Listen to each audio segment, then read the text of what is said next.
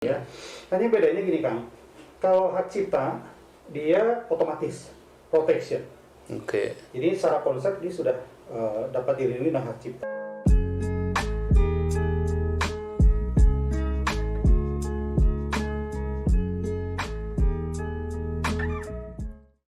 Halo pemirsa, kembali kita di acara podcast Pisan. Selamat datang di acara Ngopi Santai bersama saya Rudi Bernata Kusuma. Di kanvas kosong kita selalu isi dengan Law, Life, and Matters.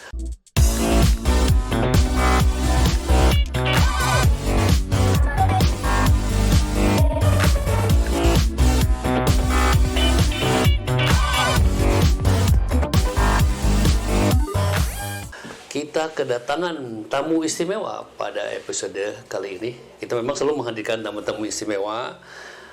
Pituin Bandung dengan nama lengkap adalah Raden Rizky Adiwilaga dengan nickname Abah Kiki. Siap. Saya panggil Abah Kiki ya? Siap. Oke, hatur nuhun wilujeng sumping. Jadi ada sebuah topik yang kita akan bahas, yaitu mengenai hukum kekayaan intelektual atau bahasa Inggris disebut dengan intellectual property law. Harus ya? Ya, Oke. Satu teman, saya bacakan dulu education background latar belakang pendidikan sahabat kami di sini. Izin ya Bah ya, saya bacakan. Beliau adalah lulusan daripada Fakultas Hukum Universitas Pajajaran, Intellectual Law, specializing on intellectual property. Kemudian beliau juga kuliah di UTS ya, University of Technology Sydney di Australia, Faculty of Law, mengambil intellectual property. Kemudian intellectual property di Japan Institute for Promoting Invention and Innovation atau disebut dengan GPII, Asia Pacific Industrial Property Center di Jepangnya di mana? Di Tokyo. Di Tokyo. Oke. Professional job. Ini yang menarik, kita perlu bahas. Intellectual property attorney di punya sendiri ya, Punya Abah? sendiri, kan? Namanya Dirbaga & Company, Intellectual Property Management Consultant, punya sendiri juga. Ya, kemudian corporate lawyer beliau juga, dan senior legal advisor, intellectual property advisor di LPIK Institut Teknologi Bandung, Betul, ITB, dan memang mengajar juga di sana. Saya ngajar juga. Oke, baik. Nah, ini academic profession, intellectual property lecturer, Indonesia Supreme Court Training Center, intellectual property lecturer, Faculty of Art and Design. Ini di mana Bah nih? Di ITB kan? ITB ya? Di ITB saya. Jadi di ITB itu mengajar di Saya berapa? mengajar di Fakultas Seni Rupa dan Desain, Ya. di Sekolah Arsitektur juga, S2 di sana, lalu di Sekolah Bisnis dan Manajemen. Saya terkadang ngajar di S1 dan S2 di situ. Jadi ada Tiga fakultas. tiga fakultas. Baik, ini Dan ekspertisnya. juga saya ngajar sebagai dosen di Mahkamah Agung. Oke, di Mahkamah Agung ya. Jadi pengajar, pendidik ya, transfer of knowledge banyak sekali nih, Abah. Jadi beberapa ekspertis yang sudah sebutkan tadi, memang ini mbahnya nih untuk beberapa yang kita perlu ketahui tentang saya sebutkan topik hari ini, hukum kekayaan intelektual atau intellectual property law. Sebelum dimulai kita ngopi dulu kali ini program santai. Cheers, kita mulai ngopi. Beli dibukalah sekedap sambil santai. Oke, hatur nuhun. Siap, kita akan membahas atau mengupas pemirsa podcast. Boleh Kang diceritakan kepada pemirsa ini yang kita disaksikan oleh masyarakat Bandung, Jawa Barat, dan Indonesia. Bandung adalah Center of Excellence, kota edukasi ya. Nah, kita punya dosen muda dan pengalamannya sangat tinggi, nasional dan internasional. Bisa diceritakan ke pemirsa mengenai hak kekayaan intelektual atau disebut hukum kekayaan intelektual, dari mulai apa yang perlu mereka ketahui yang Abah bisa sampaikan. Baik, terima kasih Kang Rudi Bernata Kusuma yang sudah mengundang saya di acara podcast yang menarik ini ya. Jadi bicara hak kekayaan intelektual sebetulnya kita bicara sebuah sistem, ya. sistem perlindungan yang sangat komprehensif, yang pada intinya adalah sistem perlindungan ini melindungi setiap karya intelektual yang dihasilkan dari proses dari cipta inovasi manusia, pada umumnya seperti itu. Kalau kita menggunakan definisi World Intellectual Property Organization atau WIPO atau Organisasi Kekayaan Intelektual Dunia, mereka mengatakan bahwa definisi intellectual property atau kekayaan intelektual itu adalah creative of the mind. Jadi segala sesuatu yang dihasilkan dari proses berpikir manusia itu, maka dia dapat dijadikan objek perlindungan kekayaan intelektual. Dilindungi secara hukum. Betul, secara hukum. Jadi itu pada umumnya seperti itu. Nah, kekayaan intelektual sendiri karena dia sebuah sistem yang besar, maka dia terdiri dari beberapa bidang perlindungan subjek ya. Jadi ada hak cipta atau copyright law, copyright atau orang mengenal, ada paten, ya, ada juga merek, ya, merek atau trademark, ada juga desain industri atau industrial design, ada juga desain tata letak sirkuit terpadu, ada indikasi geografis, ada rahasia dagang, dan ada varietas perlindungan varietas tanaman. Jadi kurang lebih ada 7, Kang ya. Jadi perlindungan sistem perlindungan kekayaan intelektual ini. Nah ini sebuah sistem yang memang sebetulnya secara sejarah sudah ada di Indonesia, Kang. Jadi kita harus kembali ke fase tahun awal abad 20 ya, tahun 1910 pertama kali. Oh, sampai sejauh dari tariknya. Kalau kita narik sejarah keberadaan sistem kekayaan intelektual itu sebenarnya sudah ada sejak tahun 1910. Jadi dulu tuh di Indonesia khususnya dikenal dengan namanya Oktroywet. Oktroywet itu adalah undang-undang paten pertama di Indonesia itu tahun 1910. Jadi zaman kolonial itu sudah punya. Sudah ada. Lalu yang kedua ada tahun 1912 itu Author's Right. Itu adalah undang-undang hak cipta kalau istilah sekarang. Dan yang ketiga adalah undang-undang tentang merek. Baik, oke. Jadi ada 3 undang-undang gitu ya. Nah, di Indonesia. Nah, lalu itu adalah masa kolonial. Nah, pas kita punya undang-undang tahun 61 tentang merek perniagaan, ya.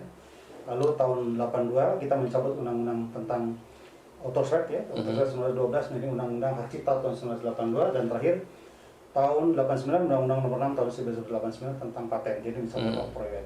Jadi kalau kita lihat secara sejarah keberadaan undang-undang yang basisnya adalah asli dihasilkan dari Undang-Undang Indonesia, yaitu tahun 1961, 82, dan 89. Itu jadi yang basic. 3 proses undang-undang itu. proses itu. Oke. Karena kita harus melihat juga ada fase setelah berlakunya WTO, kan. Kalau setelah berlaku WTO tahun 1995, Indonesia kan tahun 1994 menandatangani menggunakan undang-undang tentang pemberlakuan pembentukan organisasi perdagangan dunia WTO. Okay. Kita sudah jadi anggota WTO itu. Oke. Jadi tapi kita waktu itu di tahun 94 kita masuk kategori negara yang masuknya adalah developing countries. Jadi developing countries itu ada developed countries, ada developing countries, dan ada underdeveloped. Nah, kita negara berkembang, maka kita punya kesempatan selama 5 tahun melakukan harmonisasi. Jadi beberapa undang-undang kita disesuaikan dengan norma-norma di dalam WTO, dan sejak tahun 2000 muncul undang-undang yang baru, yaitu undang-undang tentang desain industri, rahasia dagang, desain tata letak sirkuit terpadu, dan varietas tanaman. Itu jadi fasenya. Jadi sekarang pasca 2000 sekarang kalau dikatakan kita sudah komplit lah. Kira-kira begitu. Baik, oke. Jadi secara dari sejarah perubahan undang-undang hingga sekarang kita sudah bisa dikatakan cukup komprehensif juga. Komprehensif, Pak. Dan pemahaman ini tinggal diperkuat melalui sosialisasi, terutama kalau tidak salah 2015 itu UNESCO memberikan award ke kita Bandung sebagai kota kreatif. Iya. Nah, jadi memang pemahaman hak ini perlu diperkaya pada pemirsa yang di sini. Nah, Abah nih sebagai ahli dan juga dosen pendidik, pada dasarnya setiap orang yang memiliki cetusan atau kreasi dari intelektual mereka apa yang perlu mereka pahami sebagai langkah awal? Misalnya saya ingin membahas mengenai startup nih. Ini untuk general banyak startup di sini. Ya, saya pikir di Bandung khususnya mungkin startup cukup berkembang ya, Bang Rudi ya. Lagi juga di Indonesia sekarang tampaknya orang di Indonesia khususnya kaum muda ya, yang orang bilang adalah milenial dan zilenial, mereka sekarang akrab dengan startup, tapi juga sebetulnya golongan, kalau kita bicara golongan kan ada baby boomer ya, ada Gen X ya, gitu ya. Kayaknya tahun saya baby boomer ya waktu itu. Awet kolot. Saya termasuk Gen X tahun 70-an. Okay. Dan milenial dan zilenial. Jadi memang yang cukup berbeda adalah dari yang kategori milenial dan zilenial. Menariknya mereka tidak mau menjadi pekerja. Jadi mereka ingin membangun bisnis. Ya. Jadi kalau bahasa kerennya mereka senang menjadi CEO lah gitu ya. Walaupun usaha mereka baru merintis lah, CEO gitu ya. Ketimbang mereka harus bekerja di orang lain. Nah, di dunia startup ini Kang Rudi, memang ada berbagai macam situasi kondisi. Kalau yang misalnya kita bicara startup yang kaitannya dengan kekayaan intelektual, itu adalah startup yang mereka mulai dari proses riset dulu. Itu harus dilakukan sih. Sebetulnya bukan dilakukan, tapi prinsipnya begini Kang. Kalau kita menghasilkan sebuah karya intelektual lah katakan gitu ya, kita bisa bicara dari sisi katakan di bidang teknologi atau paten, maka dia harus masuk namanya fase komersialisasi. Dia harus bisa dijual Kang, gitu ya. Dia harus bisa menghasilkan sesuatu. Jadi tidak hanya didaftarkan dipajang, bukan begitu. Karena prinsipnya kekayaan intelektual itu sebetulnya dia bicara tentang aspek ekonomi, gitu ya. Jadi ketika dia sudah menjadi sebuah dokumen paten, maka dia harus dikomersialisasikan. Nah, salah satu cara melakukan komersialisasi itu selain cara lain, itu ada dengan cara lisensi, itu adalah membangun bisnisnya. Nah, jadi mereka membangun bisnis, ya, membangun bisnis dengan istilah startup atau usaha rintisan, usaha rintisan, dengan modal dasarnya adalah kekayaan intelektual. Jadi sekarang modal itu tidak perlu harus berupa uang, liquid uang. Saya punya uang enggak, gitu ya. Kekayaan intelektual itu adalah ide sebetulnya. Ya. Yang ide itu abstrak sebetulnya, sebelum dituangkan. Abstrak. Nah, sekarang kita lihat adalah yang sudah berwujud berupa dokumen paten. Nah, paten misalnya katakanlah tentang teknologi untuk pengolahan sampah, gitu ya, yang bisa ramah lingkungan segala macam. Katakan itu patennya, paten pengolahan sampah. Lalu untuk menjualnya gimana? Ya, kalau tidak dijual sendiri ya harus dilisensikan orang lain. Jadi, tapi kalau tidak ingin melisensikan, ya otomatis dia bangun industri sendiri. Itu dibangun dengan cara membangun startup tadi.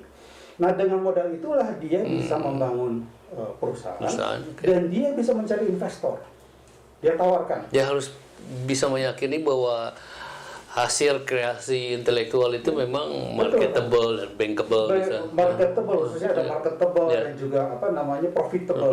Kenapa? Karena semua yang ada di dunia saat ini, kita boleh sebutkan Google, they started from startup.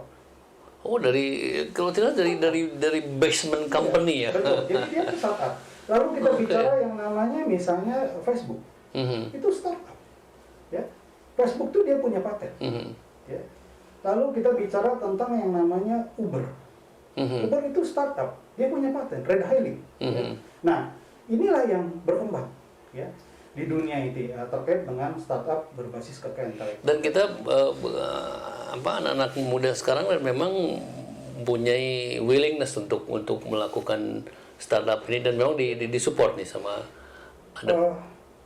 di Indonesia saat ini boleh dikatakan ekosistemnya memungkinkan kan. Karena tadi kita cukup memahami sudah komprehensif dan jadi pada mulai melakukan bisnis ini seperti tadi kan Google dari bawah, Facebook dari bawah ya semuanya. Nah, ini memungkinkan juga untuk kita melakukan hal yang sama. Mungkin kan? Ya, Dan semua tidak ada yang tidak mungkin saat ini ya. Kalau zaman dulu mungkin memang kita masih terkunci dengan bisnis kadang Yeah. artos gitu. Yeah. Kata orang Yeah. Bandung mah Yeah. itu gaduh artos motong bisnis. Motong bisnis. Itu jadi krek bisnis yang gaduh artos. Iya, gitu. iya.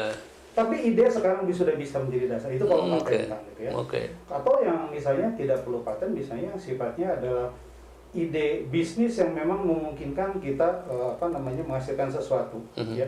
Contohnya dalam membangun sebuah marketplace, platform marketplace. Itu juga sebetulnya ada patennya. Kalau kita lihat di Jepang, itu ada namanya Rakuten. Rakuten punya paten dia. Nah, itu di situ menjadikan dasar dia bisa menjalankan bisnis. Kira-kira gitu. Ya.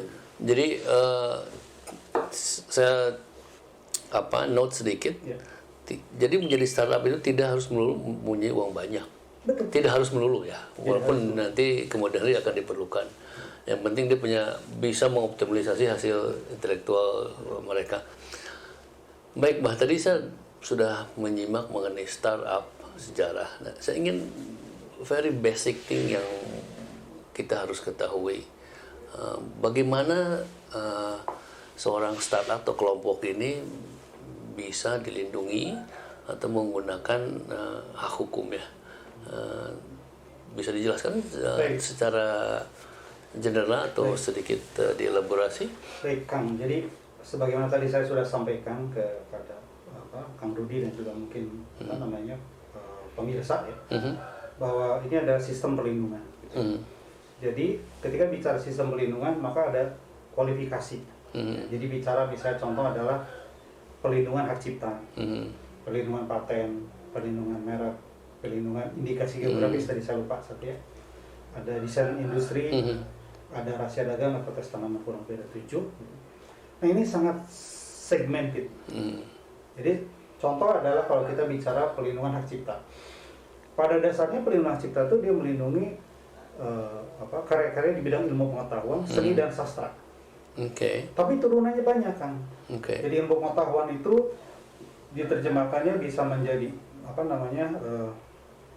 seperti karya arsitektur itu perlindungan ilmu pengetahuan di sana. Seni bisa bicara tentang seni patung, seni lukis, lalu ada juga karya tulis atau sastra. Itu bisa bicara tentang paper, buku dan sebagainya. Dan di undang-undang cukup panjang, cukup banyak. Ada program komputer, karya sinematografi, ya, karya fotografi, potret dan sebagainya. Termasuk ini pun juga. Ini ada subject to copyright protection sebetulnya. Jadi ada satu sistem pelindungan ya.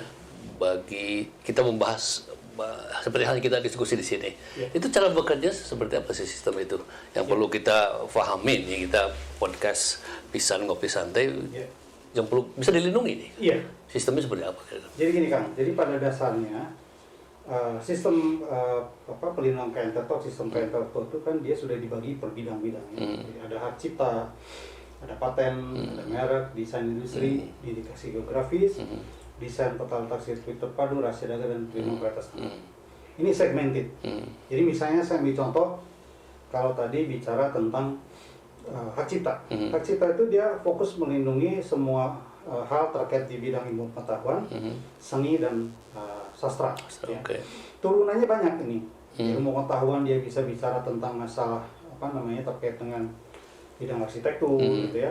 Program komputer di situ ya, itu juga salah satu karya dari ilmu pengetahuan. Lalu kalau bicara karya tulis kita bisa bicara paper, buku, ya, tafsir, ya, saduran segala macam terjemahan. Puisi kan gitu bisa masuk. Oke. Masuk. Menarik. Kalau karya seni itu bisa jadi kayak seperti kaligrafi, seni kaligrafi, seni lukis, seni patung dan sebagainya. Itu banyak turunannya. Nah, jadi itu berlaku untuk yang terkait bidang seperti tadi. Nah, lalu bagaimana kalau dalam konteks misalnya acara ini, podcast ini? Ini pun bisa dapat perlindungan. Ya, sebagai sebuah karya, ya, karya intelektual itu di bidang ini mungkin sudah masuk ke media kali ya. Media ya, gitu ya. Ya, di sini perlindungan dengan konsepnya, sudah ada perlindungan juga. Ya, dan ini kalau bicara dalam konteks hak cipta, perlindungan tersebut otomatis. Ya. Jadi kita dengan duduk di sini sudah dilindungi oleh undang-undang tersebut, misalnya hak cipta. Dengan hak cipta sudah, karena kan konsep ini dimiliki oleh Kang Rudi, maka disarankan sebetulnya podcast ini dikasih tanda simbol copyright. Ya. Oh, C yang di situ. Ya, Oke. itu adalah sebuah tanda bahwa ini adalah sebuah Simbol-simbol yang terkait dengan betul C yang katanya. berat begitu ya. Nah, Baik, oke. nah, jadi kalau bicara tadi preliminar seperti itu. Nah, jadi bidang lain pun sama kan. Kalau kita bicara tentang kembali ke podcast ini, merek bisa. Misalnya kita bicara podcastnya merek misalkan Kosong, oke. itu adalah merek. Merek apa? Acara yang terkait dengan jasa misalnya, ya, jasa broadcasting. Itu kelasnya ada, kelasnya di merek itu ada sekitar 45 kelas. Nah, di situ ada 45 kelas kan. Banyak Jadi juga ya, 45 kelas. Jadi 45 kelas itu terdiri dari 34 kelas barang dan 11 kelas jasa. Baik, Nah, oke. ini maksudnya kelas jasa sebetulnya. Oke. Jasa. Tapi saya tidak hafal, tapi Baik, masih baik. masuk juga. Oke. Pak. Jadi dia sudah masuk di situ kan. Jadi dari acara sini saja, menurut hemat saya, 2 kekayaan intelektual sudah berlaku, dapat diberlakukan gitu ya. Hanya bedanya gini Kang, kalau hak cipta dia otomatis protection. Oke. Jadi secara konsep dia sudah dapat dilindungi dengan hak cipta. Paling tinggal kalau mau dicatatkan, kita catatkan ke Direktur Jenderal Kekayaan Intelektual. Lalu kalau merek harus daftar karena tidak bisa otomatis.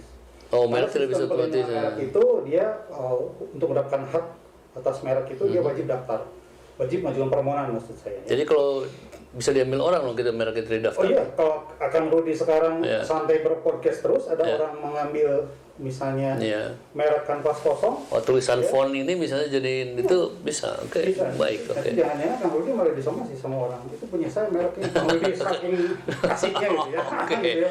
Nah, Oke. kira-kira begitu ya. Iya. Jadi itu contoh. Nah, belum bidang yang lainnya kalau bicara paten, bicara teknologi. Ya, kalau bicara desain industri, kita bicara tentang tampilan sebuah produk. Ya. Jadi tampil, mohon maaf, Iya, mangga. ini tampilan luarnya ya kita bicara. Iya. Gitu ya. Lalu kalau misalnya kita bicara tentang desain tata letak sirkuit terbatu, kita bicara tentang chip, semiconductor. Kalau di dalam jam apa ada chipsnya ada apanya itu Ini bisa kalau pakai. di saya sebetulnya tidak ada chipnya karena jam ini mungkin masih standar. Ya. Tapi Oke, kalau misalnya dari sisi- itu. misalnya ada Ya. itu masuk. Khususnya adalah sebetulnya di kamera-kamera ini. Itu ada Oh, chipnya. oke. Itu dia berfungsi juga di situ ya. Nah, kira-kira seperti itu kan. Jadi sangat segmented tergantung apanya.